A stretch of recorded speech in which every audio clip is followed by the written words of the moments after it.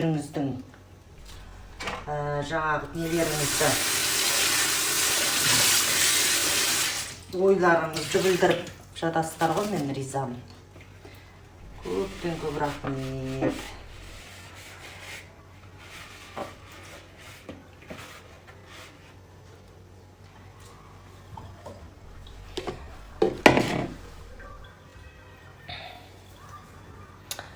Қуандық, сәлеметсіз бе?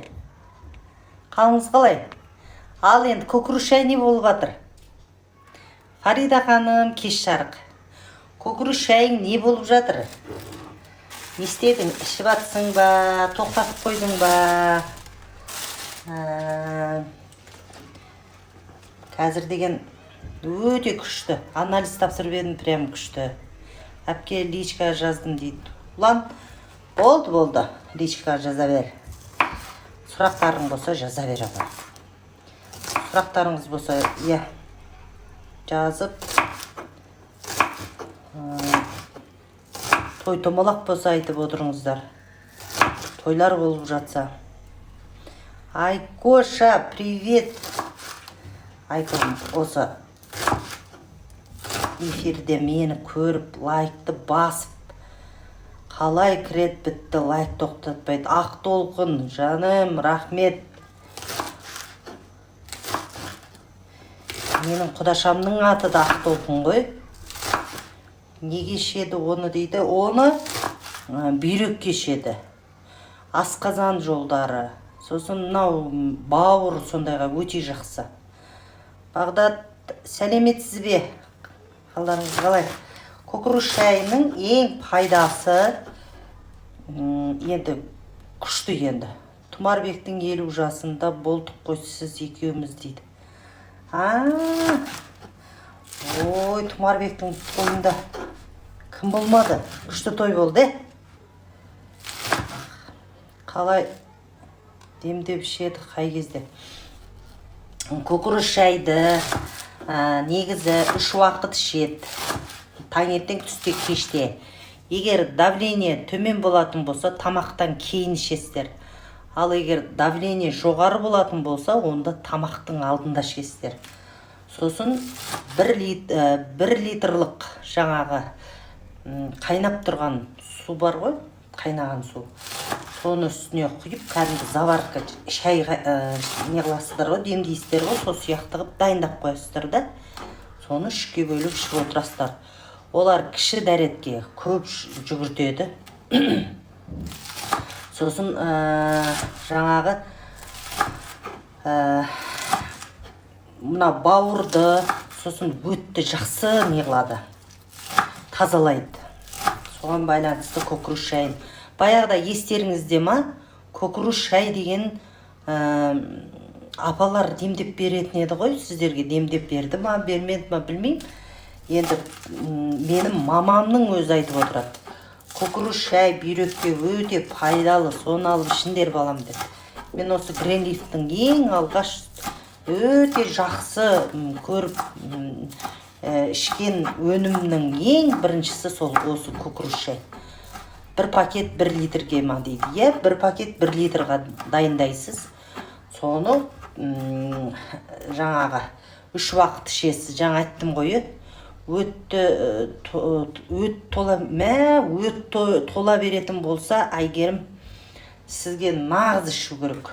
Менің енді мына кеш батып баратыр ғой, өтірік айтпайын. Өтірік сөйлеу деген маған неғмайды, ұнамайды. Көкірек шайды негізі бір тоқтатпай 3 ай ішіп көріңізші. Вот результатын көресіз. Кәдімгі мынау өтіңіздегі нені күшті тазалайды ғой. Көкіректің шашағын ішеді ғой, бауырға дейді. Өте дұрыс айтасыз. Оны көкіректің шашағын бізді несін таппаймыз ғой. Қанша күн ішу керек? Негізі 3 ай тоқтатпай ішіңіз. Менің айтатыным сол. 3 ай тоқтатпай ішсеңіз, кәдімгідей результатын көресіз. Мен өз басым әлі күнге дейін арасында мен күнде ойбай қазір деп тоқтатпай ішіп жатырмын деп айта алмаймын. бірақ көкөніс шай үйімнен үзілмейді. Серік, сәлеметсіз бе? Сізде көкөніс шай дейді. Иә, көкөніс шай, Серік. Көкөніс шай ішіңіздер. Негізі ер азаматтар болсын, жаңа әйел адам болсын, біз денсаулығымыз қазір қарап отырсақ, ішіп жеп жатқан тамағымыздың өзі дұрыс емес қой. Соның іштің бәрін тазалап тұру керек. Соңын Гринлифтің кофесі жейді. Кофесі өте тамаша. Кофесі дегенің ол салмақ тастауға да бар. Сосын кейін барып жаңағы өзің кәдімгі неде өте жаңағы не болып жүресіз, бодрый болып жүресіз.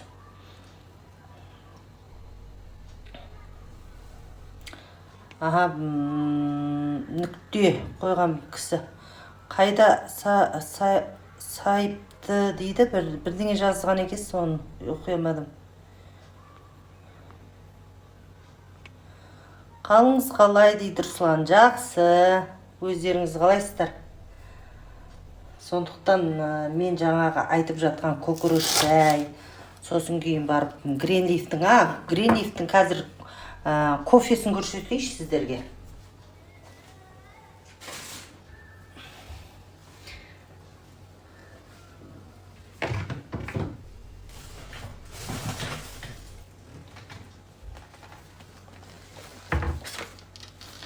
Мына кофесі өте күшті.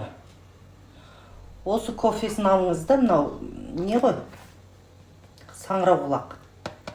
Осы адам денсаулығына өте пайдасы бар.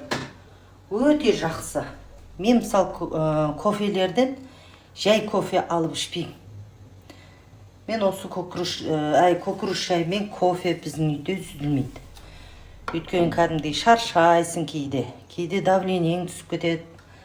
Бұл деген барлығын реттейді, денсаулықты кәдімгідей жақсартады. Кофесі өте тамаша. Алып ішсеңіздер болады.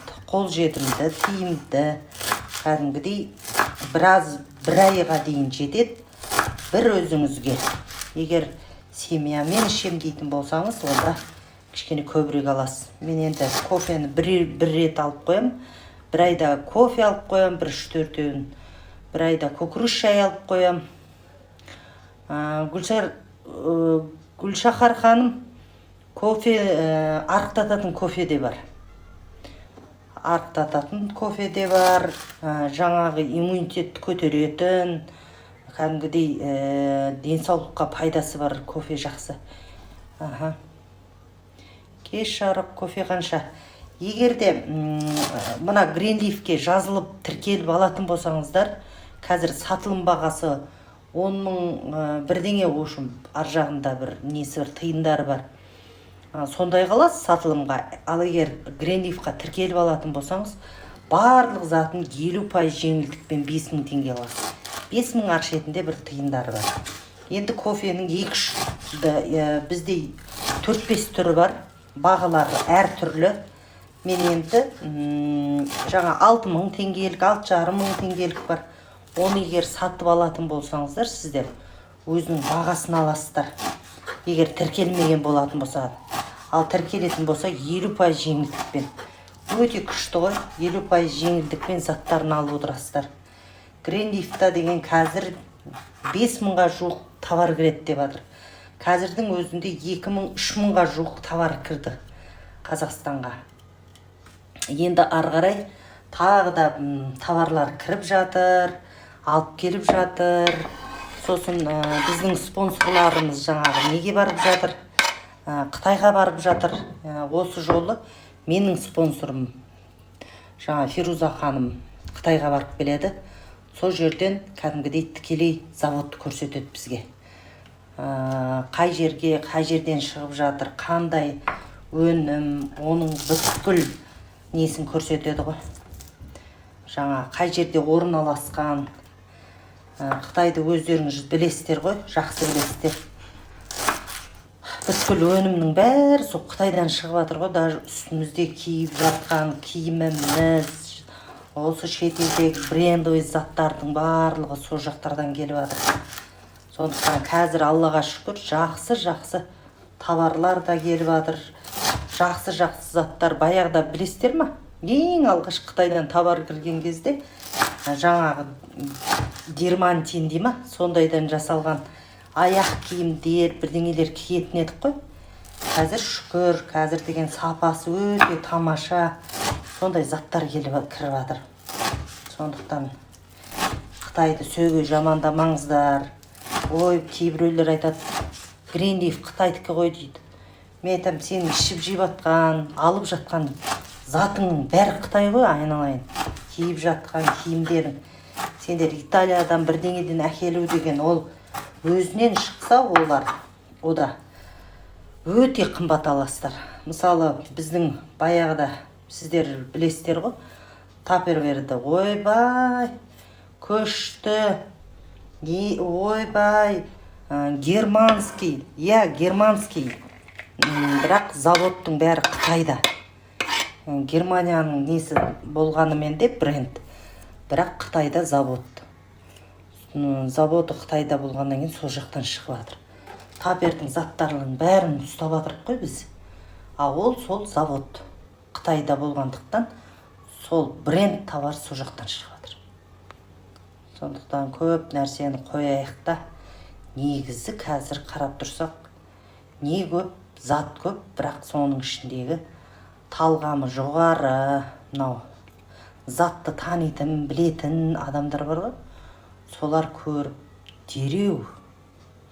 Енді қарасаң, жақсы заттарды білетін, кәдімгі көзі ашық, көкірегі ояу адам осы жабысып тұрып алады ғой соны. Ойбай, мен мынаны іздеп жүредім, мынаны өстіп жүредім деп. Мысалы, осы TikTok арқылы маған қаншама адамдар тіркелді. Қаншама адамдар қазір сонымен жұмыс істеп жатыр. Қазір айлықтарын алып жатыр. Кредиттарын жауып жатыр. Біз сеттен қашпауымыз керек, керісінше сетті пайдаланып қалайық. Қазір бұрын сетевой десе, ананың ақшасын жымқырып кетіпті, мынаның бәленшесін өстіп кетіпті деп жатармыз ғой. Қазір керісінше ондай емес, көбіміз алданып жататынымыз, біз анау ақшаны көбейтіп береміз. Ойбай, 5 мың берсең 10 мыңға, 10 мың берсең 100 мыңға соларды көбейтіп береміз десе, соған алданамыз. Оған алданбаңыздар, ондайға салмаңыздар да. Керісінше сетевой бөлінеді ғой, товарный. Сол товарды алуға, жақсы затты ұсынуға, жақсы затты сатуға, жақсы затты өздеріңіз пайдалануға, солай жасасаңыздар болар. Сондықтан Гринлифтің товарларын ойланбастан алыңыздар, тіркеліңіздер. Қазір көбі тіркеліп, сол жерден кәдімгідей өзінің жаңағы несін, нәпақасын тауып, сол жерден кәдім байып жатыр. Сіздерге сенсеңіздер де айтайын, сенбесеңіздер де айтайын. Мен мысалы Гринлифта, Зухра ханым, рахмет сізге, өте дұрыс айтасыз дейді, рахмет. Мен мысалы өзімде пендемін ғой, енді менде адаммын, менде кредитім бар, жаңағы товарный кредит бар, товар әйел баласы болғаннан кейін үйге бірдеңе зат аламыз, болмаса басқа бір заттар аламыз. Кейде бір қазақша киім, көйлектерді жаңағы бөліп төлейтінге ұсынып жатамыз, оның несі айып. Соларды ала беріппін да 2,5 миллионға қарызға кіріп кеттім. Жаңа Каспийде қарызым бар 2,5 миллион. Сөйтіп мен қиналды, ойбай, айына кәдімгідей бір жұмысымның айлығын сол кредитке төлейтінмін. Кейіннен осы Гринлифқа тіркелдім. Сөйтіп, сіздер сияқты TikTok арқылы көрдім да, Фируза ханымның жаңағы TikTokта айтып жатқан, осы Гринлиф жайында айтып жатқан несін қарадым да. Сосын ойланбастан барып, мен кәдімгідей не қылдым, заттарын көрдім, сосын кейін көкіріш шайын алдым, ол кісі маған өзінің жеңілдігімен 50% жеңілдікпен көкіріш шайды алып берді, соны пайдаланып көрдім.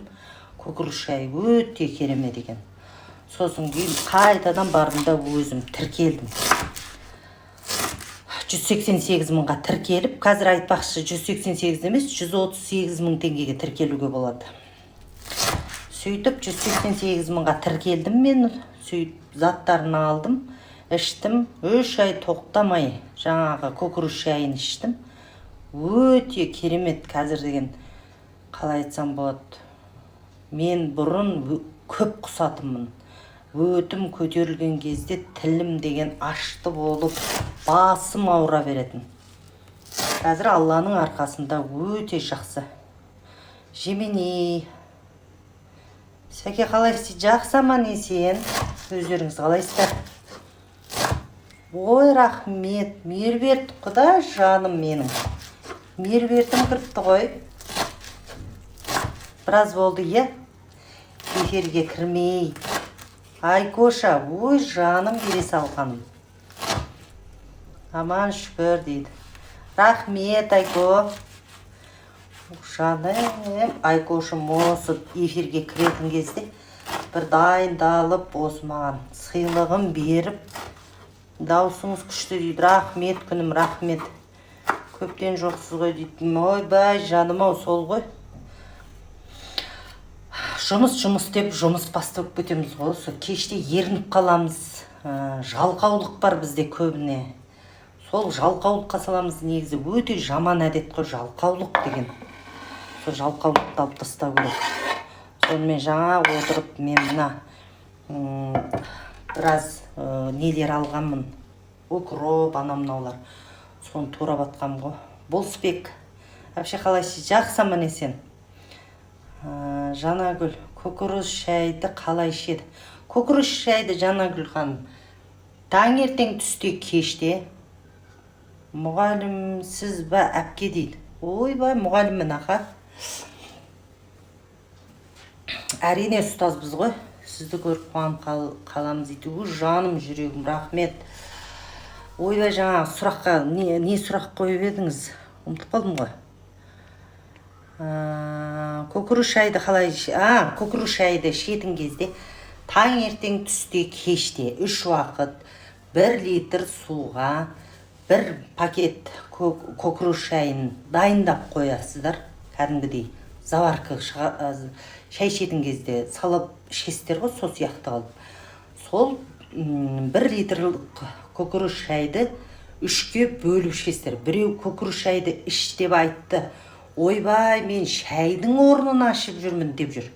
Ол негізі дұрыс емес. Әр нәрсенің өзінің орны бар. Көкөніс шаймен ертең ол артық қылам деп тыртық боласыздар. Сондықтан қалай ішу керек екенін негізі көкөніс шайды да көп бетал батыл таңертеңнен кеш батқанға ішетін болсаңыздар, денелеріңіз ісініп, мына аяқтарыңыз отек болып, ошым жаман болып кетесіздер. Бүйрекке нагрузка салып жібересіздер. Сондықтан, мысалы, ойлаңыздар, шекке суды деген бүйтіп құя беретін болса, кәдімгі жарылады ғой, құрсын. Сондай болмас үшін көкөніс шайды 3 уақыт ішіңіздер. Су ішіңіздер, көкөніс шай ішіп біткеннен кейін. Суды, таза су пайдасы бар. Құры сумен де адам деген арықтап жатыр ғой. Арасында су ішіңіздер. Мен мысалы кезінде 97 килограммға дейін көтерілдім.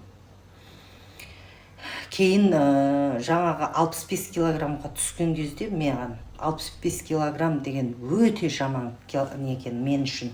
Өйткені менде кәдімгі сүйегім ірілеу ғой. Ал менің нағыз өзімнің былай қалайсам болады, жарасымды салмақ дейді ғой. Сол 68-70-тің ортасы екен. Одан артық азуға болмайды екен. Киімде жараспайды, өңімде жаман бар ғой, бір ауру адам болдым ғой. Соған көп айтып жатыр, жоқ керек емес, сізге қатты арықтауға болмайды деп, сахнада да жаман көрініп, елдер ана арықтап, тырбиып неғанға соған мәз. Ол жарасып тұрма, біреусіне жарасады, біреусіне жараспайды. Сондықтан арықтап жатқан адамдарға мен наоборот керісінше қуанам.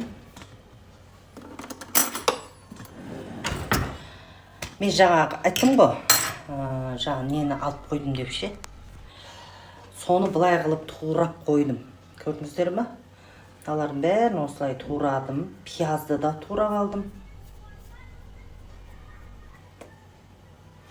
Ау дейсіз ба дейді. Қазір қайрат. Қазір ойбай, тіпті арықты жаман ғой дейді. Тіптен арық жаман ғой, қорсы. Кәдімгідей киімде бір жараспайды. Бір арық деген өзіңе жеңіл жақсы да, бірақ маған ұнамады. 65 килограмм деген.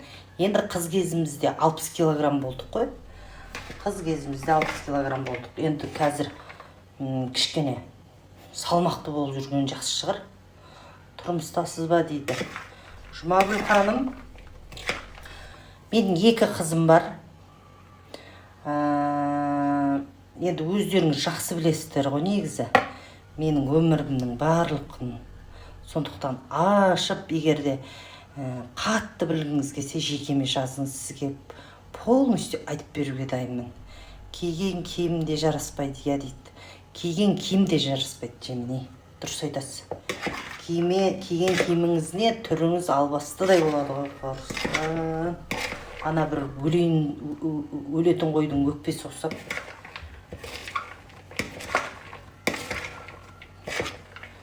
Сонымен арықтамайтын болдым сөйтіп. Қатты арықтауға болмайды негізі. Маған. Мен өзімнің салмағым кәдімгідей нормальный қазірге ше. Өзіме салмағым. Енді чуть-чуть кішкене арықта жіберім керек. Өйткені неге? Біздер сахнаға шыққан кезде анандай дәу бұттып, мынандай болып тұрса, жамандау. Сүйкімсіз көрінесің. Соған чуть арықтап алсам, кішкентай ғана болды сосын. Қазір салмағым ба? Ойбай, қазір салмағым. Ойбай. 78 килограмм. 8 килограмм лақтырым керек қой. 8 килограммды туф деп лақтырып жіберсем, күшті болайын деп тұр ғой. Даусыңыз керемет дейді. Өй, жаным. Жұмагүл ханым, рахмет. Менің даусыма баға беріп атқаныңызға. Алтош пен Сафи қайда? Сафи мен Алтош ана спальныйға кіріп алса шығу қиын ғой. Оны айғайлап шақырам екен. Қайдасыңдар? Ойбай, қайдасыңдар деп. Даусыңыз керемет дейді Қайрат. Жаным, рахмет. Сіздердің арқаларыңызда даусым да керемет болып жүр. Күшті болып жүрмін ғой өзі де. Кеш жарық, сіздің өміріңізде шаруамыз жоқ, сіздің өміріңіз, даусыңыз жақсы дейді. Рахмет күнім. Не істейсіздер біреудің өмірін? Одан да өз өмірлеріңіз керемет.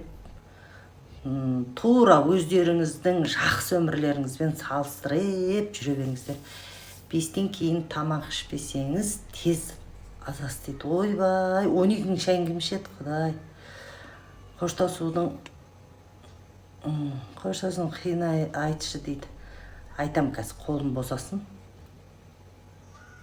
Өбе. Бәрібір сұлусыз дейді Алия. Құдай жаным ау, рахмет күнім. Күшті, молодец. Маған сондай күшті баға беріп атқан. Айналып қана кетейін. Мен мынандай пластмасса ыдыстардың бәрін жиыстырып жүрем. Барған жерде. Болмаса үйге тонналап алдым осыны, жаңасын. Бала кезде ғашық едім дейді. Жұмыс, филармонияда жұмыс істейсіз ба дейді. Алатау театрындамын. Қоштасудың қиыны 2002 жылы шықты ма? Қоштасудың қиыны негізгі шыққан жылы 78 жылы шыққан. Бірақ сахнаға жарқ етіп Мейрамбек екеуміз шығардық 2000 жылы. Менің класстасым Дукам отыр ғой. Ойбай, яғни. Дукабай, қалайсың? Қалай жағдайың? Бала шағаман ба? Ойбай, бәйбіше қалай? Гринлифті шайғап жүрген шығар, 2000 жылы шықты, қазір өмір сүріп келедір. Алатау дәстүрлі өнер театры. Дұрыс айтады. Домбыра үйретіңізші маған дейді. Әрине үйретейін. Құдай жаныма домбыраң болса болды үйретем. 2002 жылы хит болды дейді. Иә, 2000-нан бастап бошым хит болды ғой. Сіздердің бірінші Алланың, екінші сіздердің арқаларыңызда. 1000 лайк басам 1000 теңге бере аласыз ба әпке өтініш дейді. Амина дейді. Құдай жаным жүрегім. 1000 дейсің ба? Баса бер. Баса бер.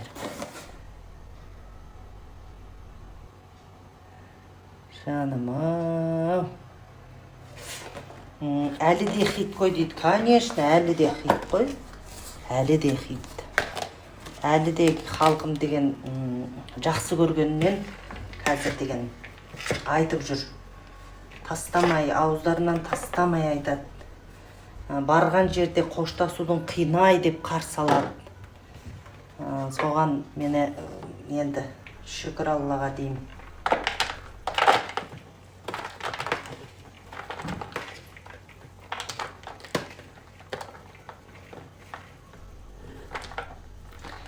Бұлай қарасаңыздар негізі. Бір жақсы адам осы кісіде. Жаным, рахмет. Әй, осы бар қош, сіздерді бір үйге көшіріп аламау деймін. Не істеп жатсыз дейді. Ойбай, мен қазір көрсетемін, не істеп жатқанымды. Қазір деген мен анау жаңағы шетінен алып, бір не жасап жатқанды ұнатпаймын. Болды, кішкедейден алып. Мен осындай бір нені толтырып тұрып турап қоям. Бұл енді тамақ жасаған кезде біздерге нағыз таптырмайтын шөп шалаңын жақсы көреміз ғой біз. Сол мына шөп шалаңдар ғой құрсын. Пиязы бар, укропы бар. Осыны өстеймді. Мынаны бүйтіп салып дайындап қоям. Чтоб ана кәдімгі тамақ жасаймын ғой. Сол кезде тамаққа укроп нелерді бүйтіп салам. Осын қазір морозилкаға салып қоям. Бір күні кездесіп шай ішейікші дейді. Конечно. Ертең Гренев жаққа бару мүмкін. Ақсайдағы Греневқа. Егер уақытың болып жатса, келе қойса жүрме. Отырып әңгімелесіп шай ішеміз бұйыртса. Айтпақшы, мен бүгін туған күнім ғой, неғып құттықтамайсыздар? Сәкез керемет адамсыз ғой дейді. Рахмет жемене. Менің бүгін туған күнім ой пәлей. Мына қалқым нағып жатыр тойламай. Тойды жасап берейін десем өзім-ақ ешкім мені құттықтамай қойғанай деймін. Ал енді беттеріңізге тіліп айтайын осы. Қайтып айтайын басқа. Ойбай, әне. Бақалып мен туған күніме не беріп жатыр. Даян, туған күніңізбен дейді. Рахмет күнім. Гүлзада, Құдай жаным-ау рахмет. Туған күніме маған құрмет көрсетіп атқандарыңызға рахмет. Басым дейіп тұрып рахметімді айтамын. Алла тағала денсаулық берсін сізге. Аумин айтқаның келсін. Айкоша рахмет. Туған күніңізбен рахмет. Сәлем. Әпке бас болдым Каспий. Қайда жазайын туған күніңізбен 1000 теңге жасыңыз дейді. Аумин. Ертең гүл берейік онда дейді. Болды, ойбай, күтем. Туған күніңізбен 100 жасаңыз дейді. Аумин айтқаныңыз келсін. Негізі мен бір қызық айтайын ба? Кеше 12-сі күні мен дүние есігін ашқан күнім. Негізі 12-сі күні. Ал 13-ші күні папам бір күннен кейін барған ғой енді. Сөйтсе 13-ші деп жазып беріпті. Сонымен туған күнім менің 2 күн тойланады.